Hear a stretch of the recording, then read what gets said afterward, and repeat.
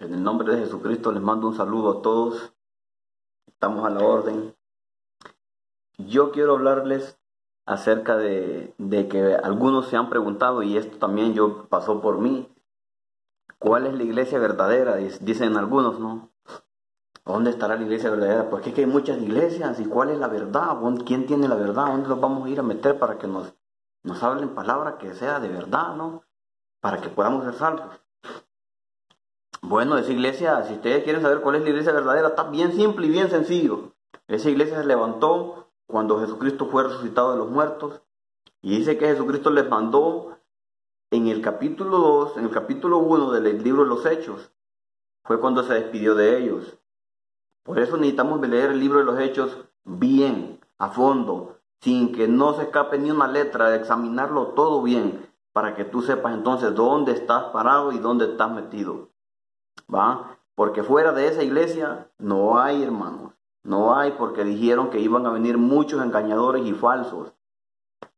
Entonces, mire, lo principal y el mensaje central es Jesucristo, que ustedes conozcan a Jesucristo, el Hijo de Dios, que ustedes conozcan el que resucitó entre los muertos, y que ustedes sepan que Él bautiza con el Espíritu Santo, y que ustedes sepan que Él es juez y que Él es abogado, y que fuera de Él nadie puede ser salvo. Entonces, yo no sé por qué es que tanto invento de los hombres. Miremos para cuando porque hay muchas personas que a la hora de iniciar un culto, a la hora de iniciar una predicación, ni siquiera saben cómo hacerlo y tienen años en el Evangelio. Eso es lo que yo veo, esa escasez espiritual, ese poco conocimiento. O están aferrados defendiendo una organización, o qué es lo que está pasando. Porque nosotros debemos defender la palabra de Dios, que es la Biblia, lo que nos enseña a Dios por medio de la Biblia, no lo que piensen los otros millonarios que tienen institutos ahí bíblicos y enseñando a su gente a su propia manera. Cuando la palabra de Dios enseña que el Espíritu Santo vino a la iglesia en aquel tiempo, y que los que estaban ahí eran hombres que ni escribir sabían, no sabían firmar, no eran hombres sin letras. Y los ancianos que eran estudiados, dice que le dieron tanto respeto al apóstol Pedro, que el apóstol Pedro en Jerusalén llegó a ser un hombre de respeto, un hombre reconocido, notable, por el conocimiento que vino a él, sin ser él estudiado y conociéndolo, todos ellos, quién era este hombre, era un pescador, un pobre, que ahí andaba quizás malviviente, ¿no? Pero que Dios lo llama y lo pone para ministrar.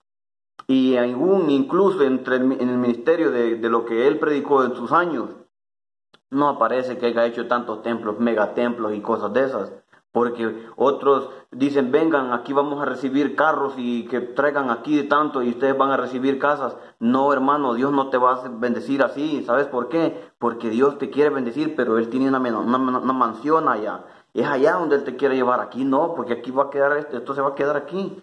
Esto va a ser quemado, dice el apóstol Pedro en las cartas del apóstol San Pedro.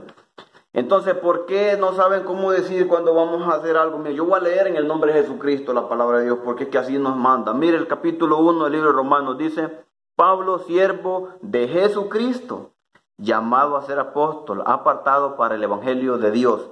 Pero lo principal es mencionar el nombre de Jesucristo para tener la autoridad de Dios y para que se aleje toda hueste de oscuridad y poder tener una predicación con poder, porque hay que reconocer al Señor Jesucristo en todo momento. Poner a Dios en primer lugar, eso significa poner a Dios en primer lugar. Mire, entonces 1 Corintios, le voy a leer solamente el primer versículo.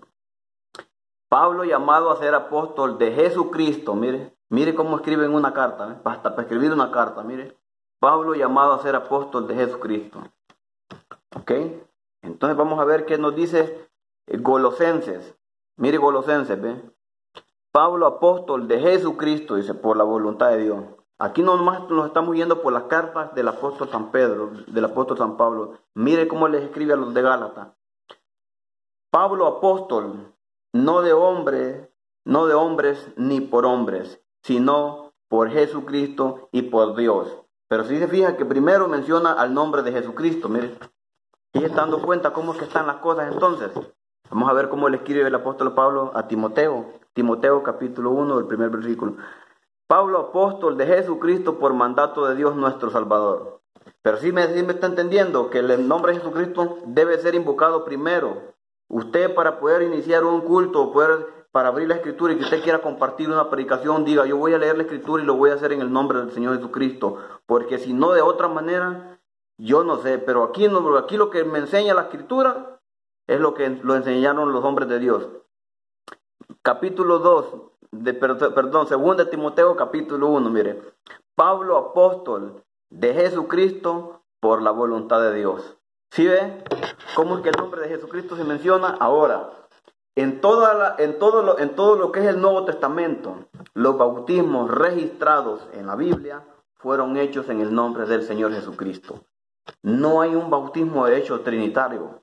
No hay, porque yo lo busqué. Yo creí en la Trinidad, pero no sabía mucho tampoco a fondo. Pero cuando agarré la escritura, lo primero que hice fue empaparme y yo mismo entré a conocer eso. Yo solo lo investigué. Yo me di cuenta que así era, porque así estaba aquí. Y entonces les dije, bueno, ¿y a quién me voy a seguir yo? ¿A quién voy a seguir yo? ¿Los sigo a estos que no saben o me voy a ir a las escrituras que pues ahí están? Dicen unos nombres que están dando mala interpretación. ¿Cómo? Si la Biblia dice que el Espíritu Santo bajó, pues, a ellos.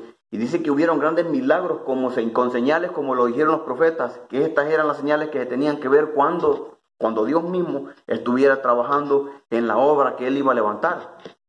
Entonces, si usted lee capítulo 2 de Hebreos, dice que Dios estaba ahí, pero que no lo miraban, claro, no lo miraban, pero los 11 que estaban ahí, que eran los ministradores que Jesucristo escogió, esos sí estaban ahí. Y ahí vemos que pues la obra era obra bendita, gloria al Señor, bendecido sea el nombre del Señor Jesucristo por ese gran regalo.